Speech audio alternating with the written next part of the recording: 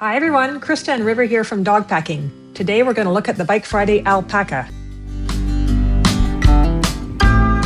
The wheels are 20-inch, which is a nice balance to make it suitable for off-road adventures and bike packing, but still small enough to be transportable. Our tires are 2.4 inches, but the rims can accommodate tires up to 2.8 inches wide. Most of our riding is on rail trails and used dirt roads and bike paths, but we have taken it on loose gravel, mud, some deep puddles, and some snow.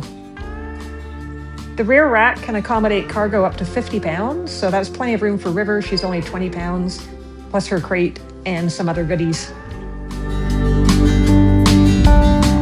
The handlebar is called the Packalope. It splits in the middle for travel, and it's got several hand positions. We've added the ergon grips on the end for some additional bar ends, and we've added some feed bags. What I love about this bike is it's got braze-ons galore. 3 on each fork, 4 on the top tube, 3 on the down tube, and 2 on the seat tube. We made use of the diagonals of the rear rack by strapping a fork bag to that, and that's where River's goggles and other things that she brings along get stored.